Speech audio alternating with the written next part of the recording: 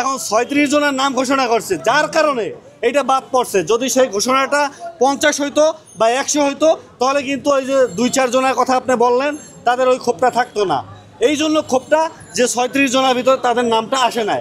পর্যায়ক্রমে দল বলছে যে এরকম ধাপে ধাপে সবার নাম ঘোষণা করা হবে। এই আসলে এটা আমাদের সেক্রেটারি একটু বেশি বলে ফেলছে। সে কেন অসুস্থ হবে? সে ঢাকা বিশ্ববিদ্যালয়ে একজন রানিং শিক্ষার্থী থাকা অবস্থায় এই অভ্যুত্থানে সে সর্বোচ্চ পরিমাণ ত্যাগ স্বীকার করছে, সে কারাবরণ করছে, সে সর্বপ্রথম এই কোটা সংস্কার আন্দোলনের একজন ব্যক্তি যে প্রথম কারাবন্দী হয়েছে। তো সে পাগল হবে কেন?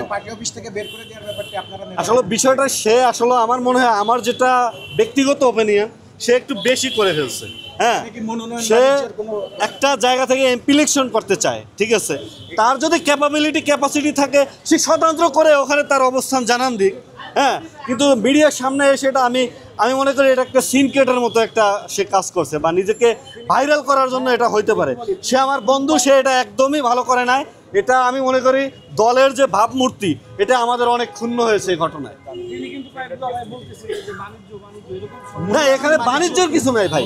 এখানে যারা নাম এই যে ৩৬ জনের ঘোষণা হয়েছে, সবাই কিন্তু আমাদের দলের একদম পদপ্রাপ্ত নেতা, ঠিক আছে। সবাই এখানে পরীক্ষিত নেতা। এখানে এমন না যে কাউকে আমরা এনে তারপর একজন ব্যবসায়ীকে এনে তারপর প্রার্থী ঘোষণা করে দিয়েছে, এরকম কোনো বিষয় না।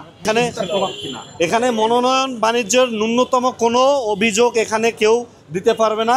কেননা এখানে যারা ৩৬ জনের নাম ঘোষণা হয়েছে, সবাই হচ্ছে দলের একদম অ্যাক্টিভ যে নেতৃবৃন্দ, তারা তো অ্যাক্টিভ নেতৃবৃন্দ তো আসলে টাকা পয়সা দিয়ে নমিনেশন নিতে হয় না। হ্যাঁ, এটা তো তার প্রাপ্তি, সে নিয়েছে।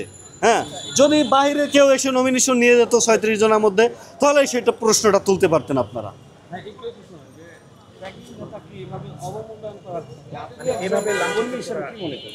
এটা আমি অবমূল্যায়ন বলবো না, কেননা যদি 2 জনের নাম ঘোষণা করা হইতো, তাহলে দেখা গেল পটুয়াখালী এক আসনে আমার নামটাও আসতো।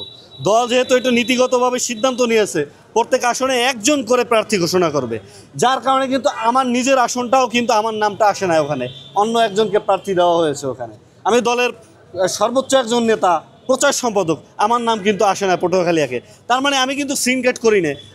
আমি মনে করি ক্যাপাবল, আমি যদি মনে করি যে এলাকার জনসমর্থন আছে, আমি সেটা স্বতন্ত্র নির্বাচন করতে পারি। দল যদি আমাকে না দেয়, হ্যাঁ, দল যদি আমার বিরুদ্ধে ব্যবস্থা নেবে, তার মানে এই না যে আমার মিডিয়ার সামনে এসে তারপর আমাকে এখানে প্রমাণ করতে হবে যে না, আমি দলের অনেক ত্যাগী নেতা।